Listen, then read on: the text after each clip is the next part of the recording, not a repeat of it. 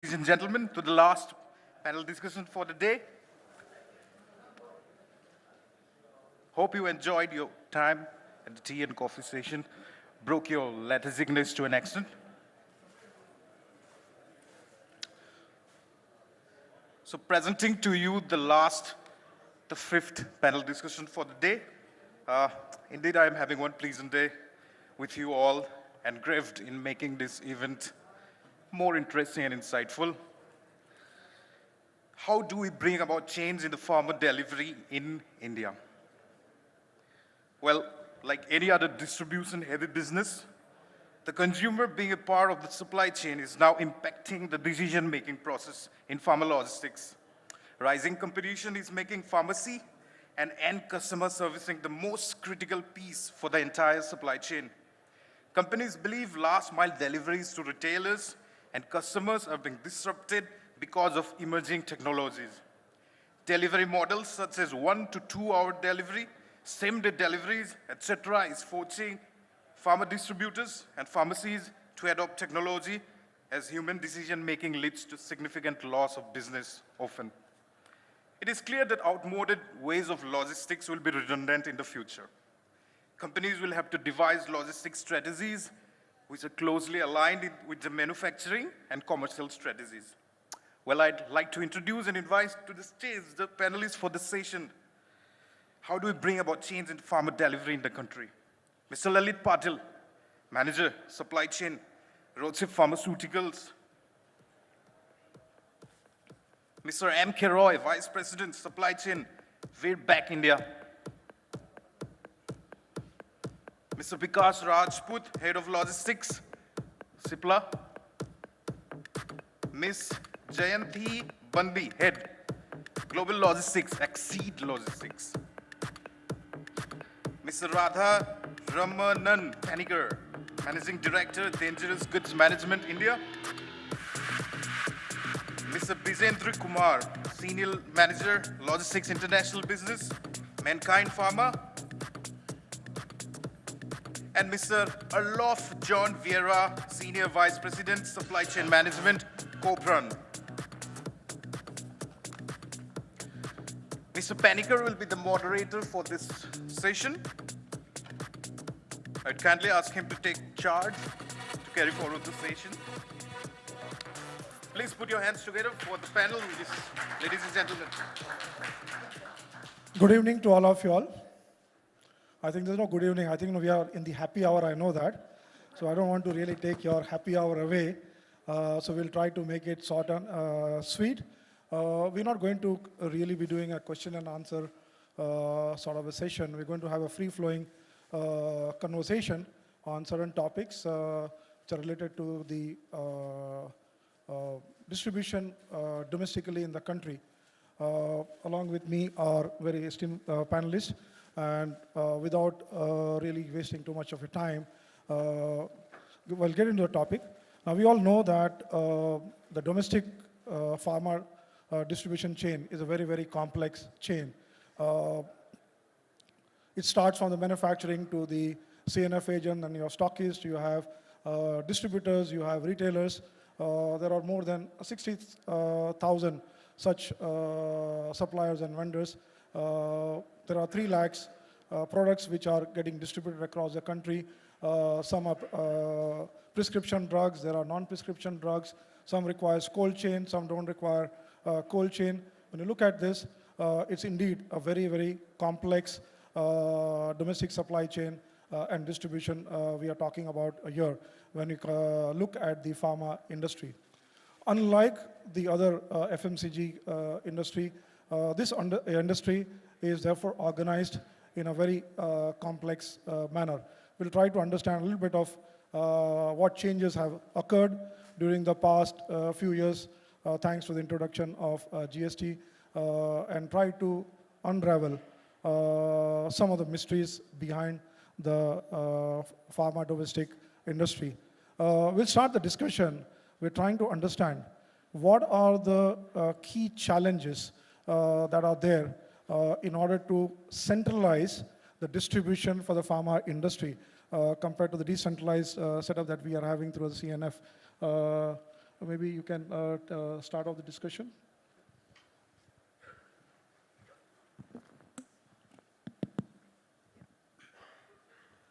So I will give you my introduction. I'm Lalit Patil. I'm heading warehouse management area in Roche Pharmaceuticals.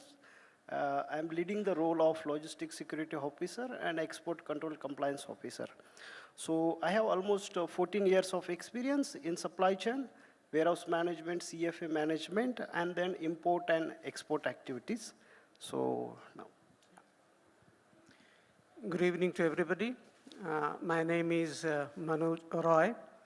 Currently, last 12 years, I'm working for a company which is very little known, is a Virbac Animal Health. And before that, I was working 22 years with GSK. So mainly, is the animal health industry has a little bit of different challenge. Maybe during the course of action, we will try to explain that to you. Good evening, ladies and gentlemen. My name is Vikas Rajput, and I am into international logistics, including warehousing. Total stint around about 20 years into the same industry. And we're here to discuss on the distribution networking channel. So, over to you. Hello. Good evening, everyone. I would like to thanks, first of all, Pharma Connect to inviting me. I'm Brijendra Kumar from Mankind Pharma Limited. I'm working with Mankind Pharma last 6 years. Before my past experience, worked with Indusip Laboratories and Rambocraft. Total experience is 12 years in this industry. Thank you. Good evening, everyone. I'm Jayanti. I've come with a lot of experience, with 2 decades of experience in airlines, with the freight forwarding, and I worked with one of the topmost pharmaceutical company. Now I'm working with Exceed Logistics. This gives me a privilege to, to give a better exposure on the pharma handling of the subject. So that's it about me. Thank you. My name is Panikar. I'm currently working as the Managing Director of DGM India. We are a very specialized logistics service provider in the hazmat logistic. Prior to that, I was 19 years CEO with Cargo Service Center, one of the big terminal operators in the country, and have been very, very actively involved in developing many of the SOPs for international pharma export movement out of Mumbai and Delhi. So that's my brief description. Hi, I'm Arlov John Vieira, and I'm currently working for Copran as a Senior Vice President, handling the API and formulation end-to-end supply chain, which involves planning, purchase, logistics for both API and formulations. Previously, I worked for companies like Glenmark, Cipla, Alembic, and Mylan, Femicare. So my specialization is predominantly into supply chain, and more for the export market, though in Glenmark I was exposed to the domestic, so whatever little I know, probably I'll contribute in domestic, but majority of the experience is here. So about that, thank you. So we'll start the discussion by looking at post-GST, what is the change in the scenario? Has the GST impacted the distribution channel of the pharma company? Does one see a big mother warehouse replacing multiple stock points that are seen currently? Will we see what the other FMCG companies are doing? Maybe will it replace the CNF model that we are currently seeing? What are the large impact that you are really likely to see? That's something that we're going to start the discussion with. I ask you to initiate the discussion. Let's start with you.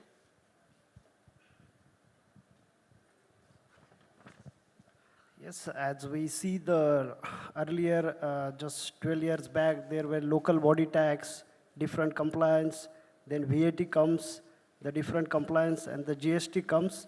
And the GST is giving us, everyone is opportunity.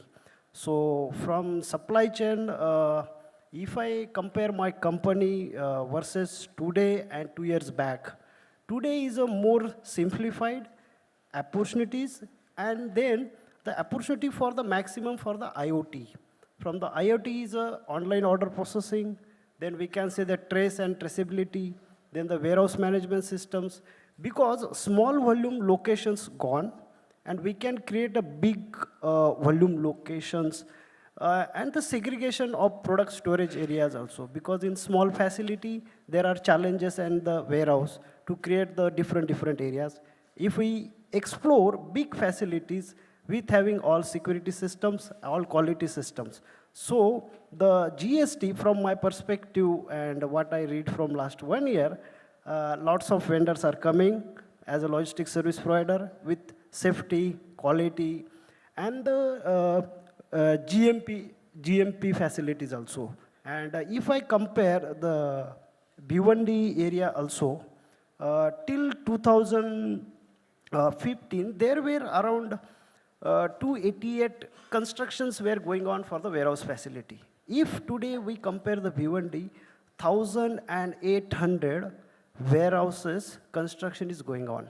So from this, if we analyze, so opportunities for everyone. So GST is given opportunities to everyone, not on only the pharma company, but the pharma different vendors also. So this is from my perspective. I think post GST, because if you look at it, the big companies like us, that there are multiple warehouses across the country, and post GST, the systems have been simplified. There is a cost reduction. Why you reduce the number of CNF agents, and you get that facility maybe out of 40 getting into 15, 20, and that's how it is beneficial. Mr. Roy, you are from a different pharma industry, the animal industry. How different is your challenge compared to the other normal pharma industry when you're talking about post-GST scenario or pre-GST also? You can compare both of them and see places. What are the challenges that you have in your distribution system locally? Sure. Animal health industry, only difference is that we produce two different kind of products. One segment we call it licensing products, which is exactly same as a human pharma. Means you go through the FDA process, and this comes under Drugs and Cosmetic Act, so absolutely no different than human pharma. But we have a challenge in another set of products which we market that we call supplement, animal feed supplements. Now, these are not licensing products. So we face a lot of difference from the regulatory front of view, because since predominantly Indian pharma market is much bigger than animal health market. Animal health market size has no published data, but it could be 30,000 crore. So different authorities, regulatory authorities doesn't have very clear idea about the distinction between these two products. In relate to GST, the problem we face is the e-way bill. When you raise the e-way bill and you tag with HSN code, the misrepresentation and understanding of that becomes a big issue. So to convince an authority that it's a different kind of products and the relevant GST rate is applicable, is correct, that becomes a challenge, because in various states, when it's crossed the vigilance, they intercept the consignment and they ask. But other positive sides, as everybody saw, I heard in the morning, and there are consolidations of the warehouse. So that would give if it is feasible, company to company, and if that happens, that would give a very cost benefit. Yeah. A report talks about effectiveness and efficiency of the pharma delivery. Now, a report has studied and found that in the metro cities, the non-availability of the product is around 1% of the sale. That means the product not available means there is a loss of sale. In the rural area or in the semi-urban area, the percentage goes up further up. It's around 5 to 10%. Arlov, you think how one can really bring about improvement in the delivery of the product to the marketplace? Actually, if you look at the, export versus domestic, if you look at the domestic spread, I don't know how many of marketing folks are here, But if you look at the domestic, my experience has been, I am sure others agree, that most of the sales happen in the last 10 days of the month. Now, if you really look at it, you will have a lot of congestion at the end of the month, last 7 days, 10 days, and people are screaming and shouting that it is not available, that is not. And in the first 20 days, it will be all lull. So point I'm making is people are appointing distributors last minute, doing some rate contracts with them, and then suddenly there is a big rush. Then you don't have vehicles available, you don't have a lot of warehousing staff, people are working overtime. So there's a whole crunch at the end. If you just spread out, basically, and this happens in the yearly sales only, but if you look at a month-to-month basis also, if you just spread and have the same distributor, the same deliveries to be spread, I think we can do much better. And I'm saying, sure, the logistic people will be less trained also. That's one thing. And secondly, I feel that whenever we are going ahead with any deliveries or dispatches, because of the pressure and because of the stress of delivering today, and we just get into a panic mode and we don't consolidate things, and we have turn up into a higher cost of distribution or higher cost of dispatch just because we want to satisfy A or B, because the matter is escalated to somebody else. I think it's just a matter of keeping ourselves cool and just ensuring that we work on a plan, we work that we are able to consolidate the way we want, rather than, panicking and just moving. Because I have seen around 70% or 80% of the sale happens in the last 7 to 10 days in domestic market. And this happens in most of the Indian companies. I'm sure MNCs are better organized and their salespeople are much better. But by and large, across, if you take a thumb rule, 70 to 80% sales happen. So you can imagine what a logistic guy or a supply chain guy goes through in the last 7 days. Don't ask me what happens in the last quarter. That's another story, So I hope I'm not offending any marketing guys here, but most of it is at the end, And if we can just improve that itself, I think GST has simplified a lot. Let me tell you, so many taxes were there, so many things were to be done. That is definitely helped us. And at least within a state, the challenges are come much less. The challenges will come when you have one plant in one state and another plant in another state. There you have a little bit of an issue. But if your factories are within a state and your office also is within that state, I think it's a much simplified process. I'm sure you agree to that, yeah? Yes, I agree to that, and I'm continuing to my earlier conversation also. The GST is given the opportunity. Like for example, if we see in the many of the pharma companies having the higher MRP products like 3 lakhs, 4 lakhs, 5 lakhs, 10 lakhs, specialized products for the replacement or cancer therapies, oncologies and transplant. So in that there in India, some of the companies are running the direct to patient model. So from your warehouse, you can to dispatch that products to the one distributor, and that one distributor will dispatch to entire India patients. Because as we know, the high value drug patients are in only metropolitan cities, because the financial constraint at rural area, entire 2 and tier 3 cities. So because GST encouraged me in 1.5 years back, and we have implemented direct to patient model for one of our product. The patient cost saving was in the percentage around 22% against the MRP. The biggest impact came. So there were so many global queries were come because we are multinational. So what we are doing in India affiliate, that impact should not be the other countries because of the parallel exports. So from there, one case happened. And from that, we learn that the DTP model in India will definitely work. Definitely work. Only there are some compliances and training to distributor level. And we have to validate distributor systems and processes also. Because from logistics security perspective, I upgraded distributor at my warehouse systems and processes because he was not having storage SOP. Anyone can go in his storage area and anyone can come out. So we encourage him to fit the access control for his storage area so that no one can go because it's special drugs.